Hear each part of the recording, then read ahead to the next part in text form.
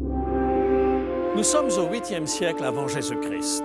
Le roi Akab règne en plénipotentiaire sur le pays d'Israël. Il a choisi une épouse phénicienne, idolâtre, qui a introduit en Israël le culte des dieux étrangers. La reine entretient des centaines de prêtres païens qui sacrifient à Baal, provoquant l'horreur des Juifs pieux. Élie se lève pour dénoncer cette apostasie. Prophète haut en couleur, berger originaire de Tekoa, au verbe acéré, marcheur infatigable et insaisissable, il se donne pour mission de réformer Israël. Mission quasi impossible car Jézabel et son clergé païen verrouillent la classe politique et religieuse. Élie va réussir l'une des plus grandes réformes en Israël. Mais celui qui aurait dû entrer en triomphe à Samarie s'effondre. Élie connaît une profonde dépression, la pire dont parle la Bible. Le temps du générique et nous tenterons de comprendre comment un homme de Dieu peut tomber aussi bas après avoir connu une aussi grande victoire.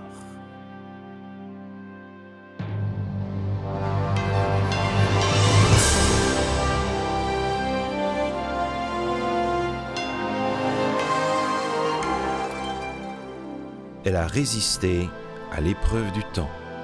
La Bible, le livre de la révélation, est toujours d'actualité dans le monde complexe d'aujourd'hui. Voici, il est écrit. C'est un message de foi et d'espérance que vous présente maintenant José Élisée.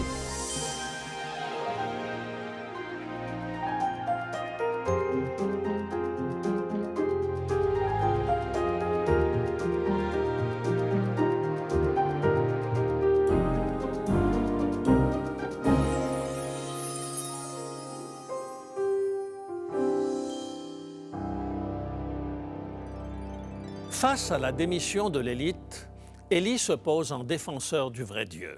L'Éternel des armées, bien mal en point au vu de l'apostasie ambiante. Ce prêcheur infatigable parcourt le pays, martelant son slogan. C'est à cause de l'apostasie de la famille royale que la famine ravage le pays. Revenez à l'Éternel et il reviendra à vous. Akab mobilise ses troupes pour se saisir d'Élie, mais peine perdue, Élie lui glisse toujours entre les doigts. La grande confrontation se fera au sommet du mont Carmel, 850 prêtres de Baal face à un ascétique prophète du désert au visage buriné. Le prophète du vrai Dieu lance Élie, c'est celui qui fera descendre le feu du ciel. Pari tenu, répondent les prêtres de Baal. Lorsque le feu du ciel consumera l'holocauste d'Élie, versa-t-il, la foule va virer de bord. Elle s'enflammera pour l'Éternel comme elle s'était enflammée pour les prêtres de Baal. Grisée par le miracle d'Élie, elle trucide les 450 prêtres de Baal et les 400 prêtres d'Astarté près du torrent de Kison. Nous avons tous connu un jour ou l'autre cette sorte de malaise intérieur indéfinissable qui génère un cafard à couper au couteau. Pour certaines personnes, ce n'est qu'un jour pénible à vivre.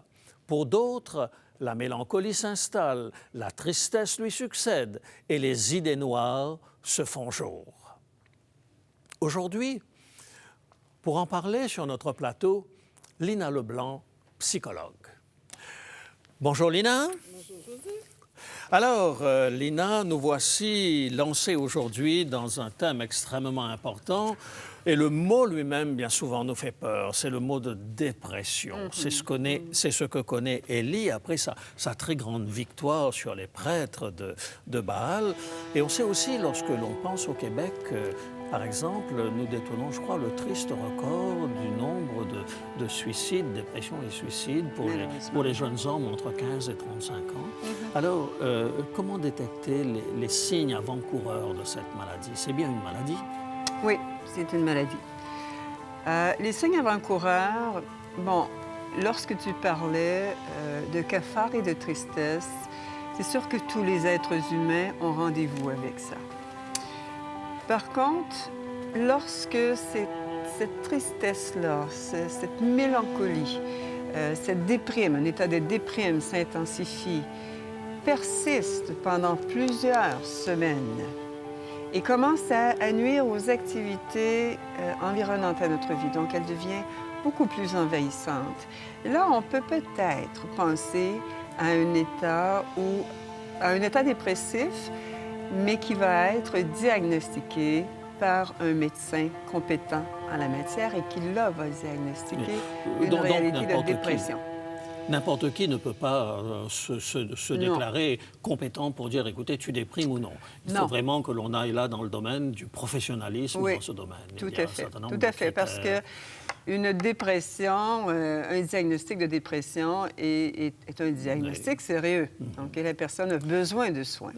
Donc, tu sais qu'il y a 3 millions de Canadiens qui vont connaître un épisode, qui vont connaître la dépression à un certain moment de leur vie, et que les femmes sont touchées de 10 à 25 et que les hommes le sont de 10 à 15 C'est assez impressionnant comme chiffre. Oui. Quels sont les signes d'une dépression majeure? Alors, je ne parle pas de cette petite déprime passagère, là, où on a le spleen pendant un jour ou deux, mais où vraiment il y a quelque chose qui s'installe. Est-ce qu'il y a un diagnostic dans nos livres en psychiatrie, on voit vraiment des critères et il faut rencontrer un certain nombre de critères. Donc, on va voir du point de vue physique.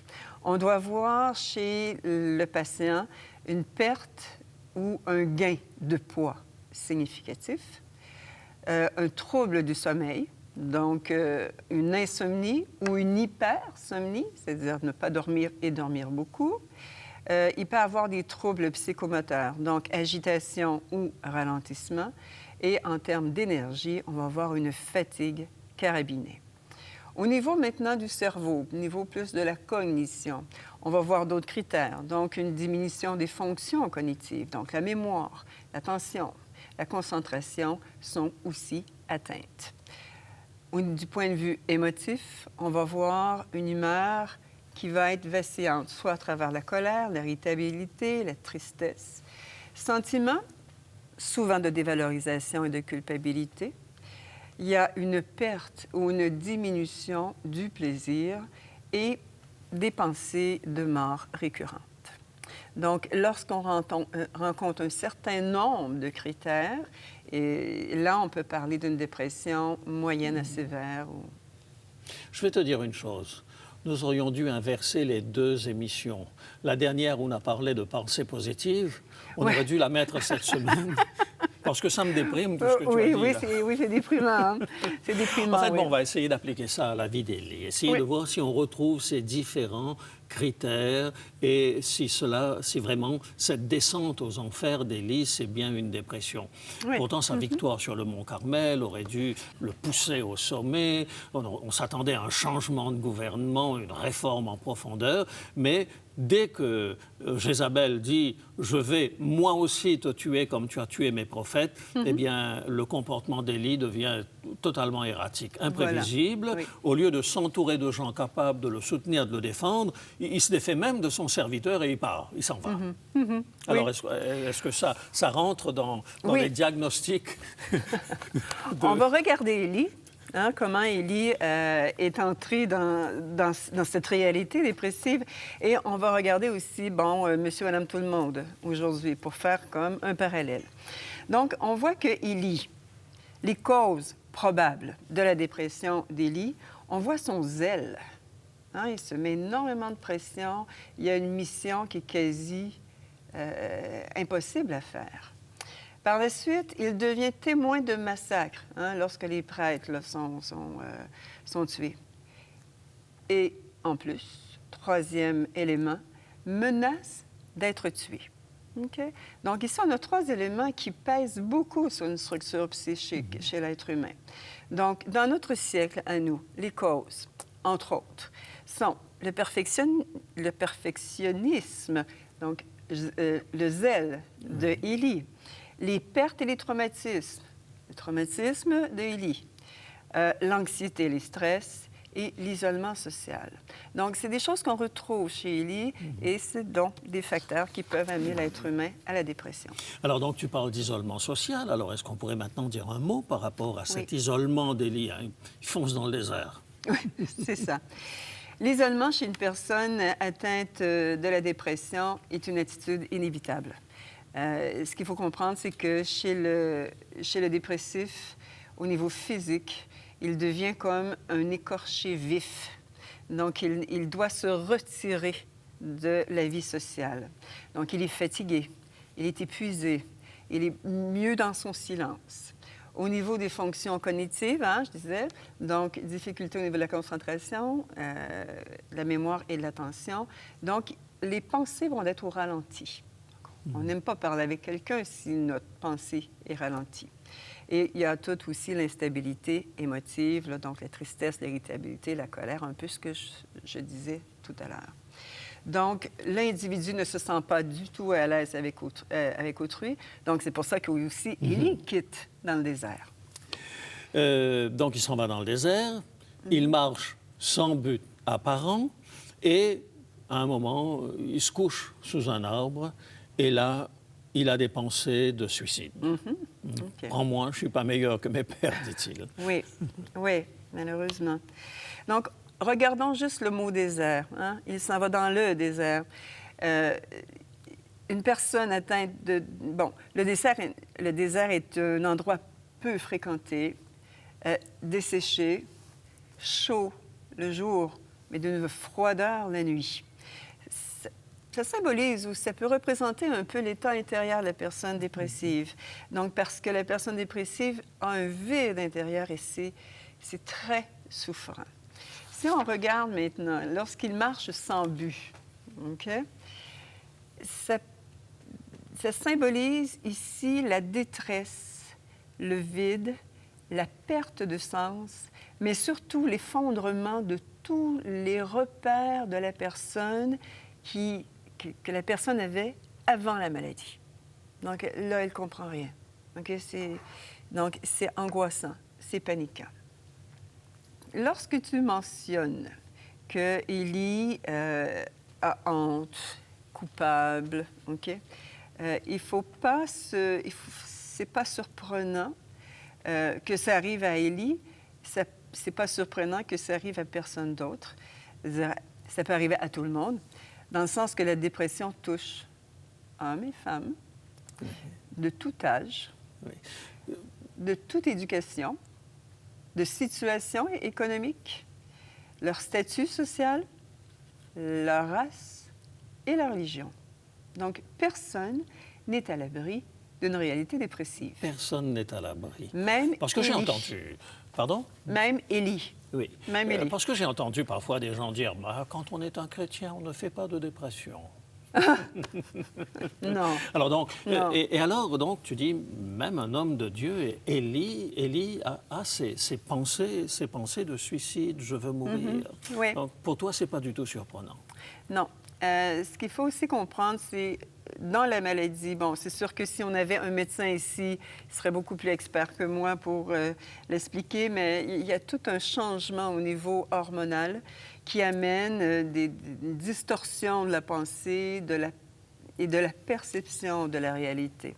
Donc, Élie pense au suicide et comme une bonne majorité des personnes qui sont aux prises à une dépression sévère aussi. Donc, il n'y a pas simplement une question psychologique, il n'y a pas juste une question de cultiver des pensées positives.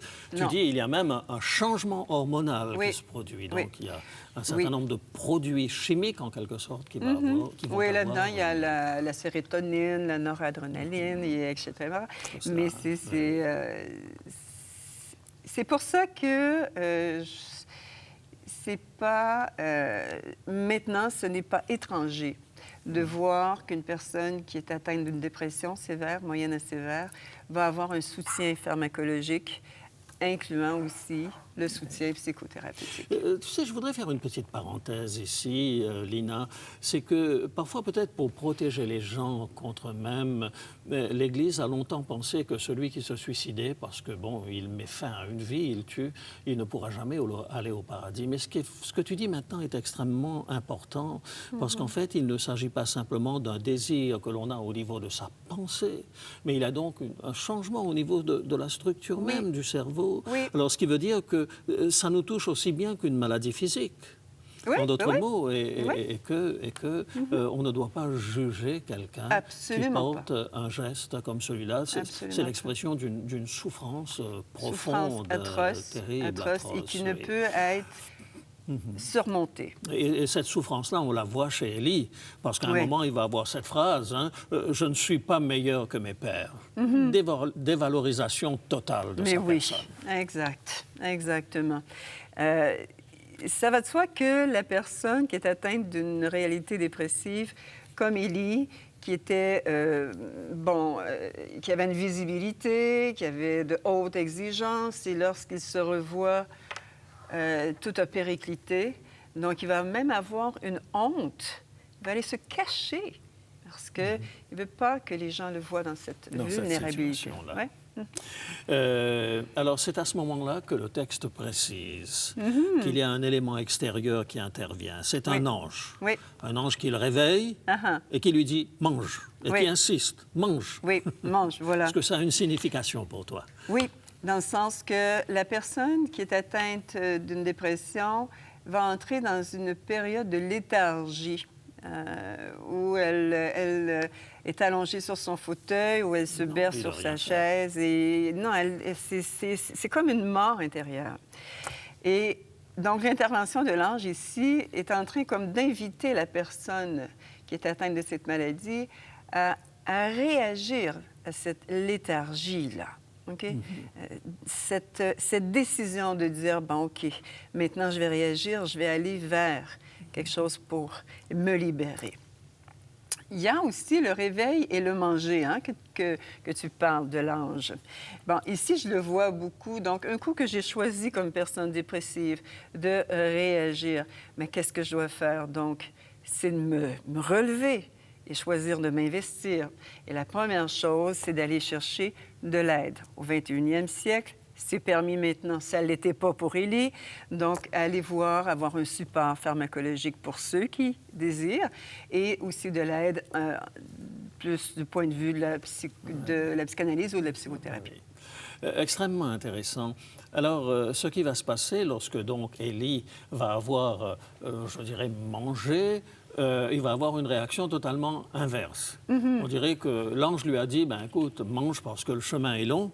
On a l'impression que Élie dit, bon, ben tu veux que je marche, je vais marcher. Oui. Et il va marcher pendant 40 jours. Sans s'arrêter. Moi, je le vois ici beaucoup plus comme un symbole que sortir d'un mouvement de dépression est un périple. Okay? Ça ne se fait pas comme ça, là. Okay? Il y a des phases successives et ça prend quand même un temps. Des mois, voire des années, dépendamment des cas. Donc, parti de Samarie, il va se rendre à Horeb. C'est très intéressant géographiquement, mais c'est très intéressant aussi spirituellement, parce que Horeb, c'est le lieu où Dieu s'était révélé à son peuple, avait donné la loi. Alors lui, il part de Samarie, qui est le symbole même de la prostitution spirituelle, de l'apostasie, et il s'en va vers la montagne de Dieu. Alors que le roi, lui, avait fait le chemin inverse. Il avait abandonné Dieu pour se rendre vers l'apostasie. Est-ce que tu vois aussi quelque chose ici dans ce besoin d'Élie de retrouver en quelque sorte une relation avec Dieu, ce que j'ai envie d'appeler une sorte de chemin de Compostelle, hein, parce qu'il marche pendant 40 jours. Là. Oui, oui. Et je vais utiliser le chemin de Compostelle. Ça symbolise encore une fois un cheminement personnel tout au long de la guérison de la dépression, cheminement personnel, un travail psychothérapeutique, donc avoir un rendez-vous avec soi-même, avec sa solitude et ses réflexions. Donc là, ici, on commence à penser à un processus de guérison et d'actualisation. Okay? la montagne de Dieu, maintenant, si tu me permets. Moi, je le vois beaucoup comme étant la dépression est un passage obligé, un passage obligé vers un mieux-être. Donc, il y a des choses qui m'ont amené à la dépression, physiquement ou psychologiquement, qui doivent mourir pour renaître à des richesses extérieures ou intérieures à moi. Oui. Alors donc, il est tapis au fond de sa caverne maintenant, là. Il est arrivé à la montagne de Dieu. Il voit passer tempête, vent, turbulence. On a l'impression que Dieu veut se révéler à lui sous une nouvelle facette, dans un murmure doux et léger, nous dit le texte. Alors, comment... La caverne d'Élie, est-ce que tu as quelque chose à nous dire par rapport à ça? La caverne, pour moi, est un lieu de prédilection pour le dépressif. Hein? Je veux dire, il n'y a pas de lumière, c'est sombre, c'est bon. Et il s'en va là. Il y a un fort vent aussi, hein, qui est inscrit là-dedans. Donc, le fort vent va comme tout changer, hein, le paysage en face de la caverne où est-ce que Élie est. Mais la dépression, par définition, va changer aussi tout l'horizon familier, tout périclite. Tremblement de terre, donc la personne qui entre en déséquilibre, le feu qui détruit et purifie. Donc, il y a tout ce mouvement-là dans la guérison de la dépression. Donc, j'aimerais te faire une citation d'un anthropologue afro-américain qui s'appelle Zora Neale Hurston. Il dit, « Eh bien voilà comment les choses sont maintenant. Je regarde en arrière et je vois des ombres fortes, des lumières aveuglantes et du brouillard entre les deux. J'ai été dans la cuisine de Madame Tristesse et j'ai vidé toutes ses casseroles. Puis, je me suis tenue sur le sommet d'une montagne entourée d'arc-en-ciel avec une harpe et une épée dans les mains. » Magnifique, très belle citation. Ce sera donc notre conclusion. Et au nom de tous les dépressifs, avoués ou non, je voudrais te dire merci d'avoir partagé tout cela avec nous. Juste peut-être, comme d'habitude... La prescription du jour. Voilà. Voilà. Donc, pour s'affranchir, ou au moins pour prévenir la réalité dépressive, surveiller les changements d'humeur et l'apparition des symptômes, cultiver des pensées positives, respecter un mode de vie sain et équilibré et s'adapter aux pertes et rompre avec des situations inacceptables pour soi. Merci beaucoup, Lina. Bienvenue. Merci beaucoup. Je suis certain que nos téléspectateurs ont apprécié la présentation que nous avons eue aujourd'hui. Et maintenant qu'Élie arrive au bout de son enfer, qu'il retrouve son équilibre, Dieu va lui redonner le sens de sa mission et réorienter la vision du prophète. Le récit est consigné dans le premier livre des rois au chapitre 19. Dieu confie 3 missions à Élie. Première mission, va oindre Hazaël pour roi de Syrie. Étonnant, n'est-ce pas? Élie est un prophète d'Israël qui va choisir le futur roi de Syrie. Deuxième mission, va oindre Jéhu pour roi d'Israël. Ainsi, la politique d'Israël ne se fera plus à Damas, mais en Israël même. Le rôle du prophète va se limiter à avertir des dangers de l'apostasie, non de se faire justice lui-même, quitte à éliminer les prophètes de Baal. Terrible leçon pour un homme qui se croyait investi d'une mission politique. Et puis, la troisième mission, va et va oindre ton propre successeur. Tu es un homme, Élie, fragile, limité, avec tes forces et tes faiblesses. Il est temps d'apprendre, Élie, que moi, Dieu, je ne suis pas prisonnier de ta vision à toi. Êtes-vous actuellement au plus profond d'une dépression? Dieu vous dit, à travers l'expérience d'Élie, « Je détiens la solution à ton problème. Fais-moi confiance, laisse-moi te guider et je te mènerai vers la guérison, celle de ton corps et de ton âme. » Pourquoi ne pas le lui demander maintenant même, tandis que nous prions? Père Céleste, ta parole a fait du bien à mon âme aujourd'hui. Merci de me rappeler que tu as un projet pour ma vie. J'ai besoin de toi en ce moment. Ne me cache pas ta face. Prends-moi par la main et conduis-moi sur le chemin de la vie. Je te le demande au nom de Jésus. Amen.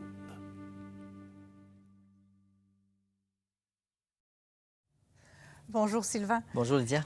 Aujourd'hui, nous en sommes déjà à une bonne. Nous avons découvert plusieurs émotions. Et aujourd'hui, nous avons abordé le sujet de la dépression. La dépression, tout le monde est affecté par le stress. La dépression sont des maladies du siècle.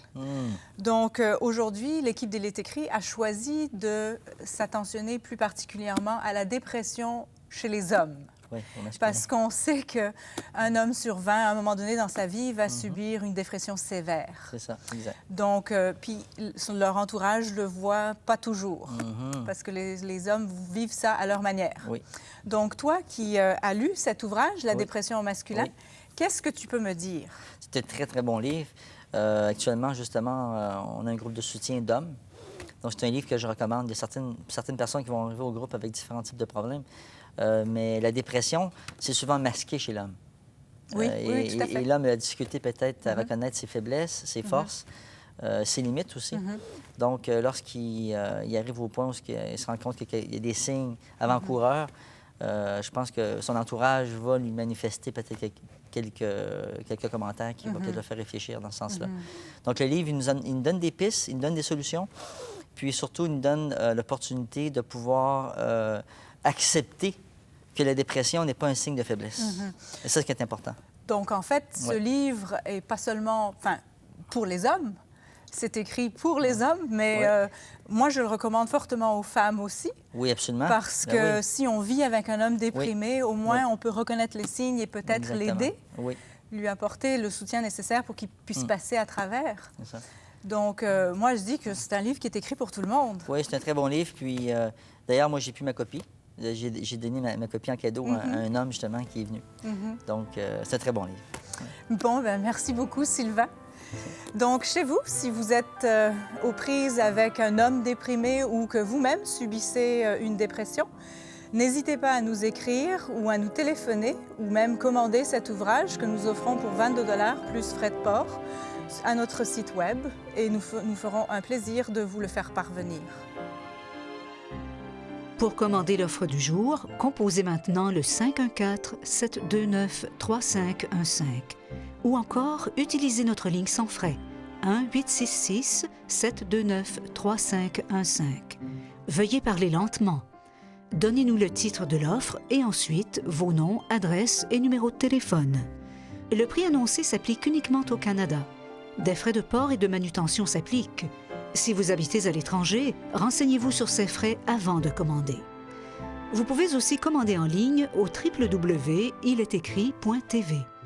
Pour une somme modique, notre boutique électronique vous propose les DVD, cassettes vidéo et audio de nos émissions, ainsi que des livres. Vous pouvez également vous inscrire à nos cours de Bible gratuits. Voici notre adresse. Il est écrit case postale 99, succursale Rosemont, Montréal, Québec, Canada. H1X 3B6. Lina, je suis certain que le message d'aujourd'hui a certainement touché le cœur de beaucoup de personnes qui vivent soit une petite dépression ou quelque chose de profond. Merci pour ces lumières que tu nous as apportées. Alors donc, à la semaine prochaine pour une autre émotion. Et à nous aussi, chers amis, le moment est maintenant venu de nous quitter. Et d'ici la semaine prochaine, souvenez-vous, il est écrit « L'homme ne vivra pas de pain seulement, mais de toute parole qui sort de la bouche de Dieu. »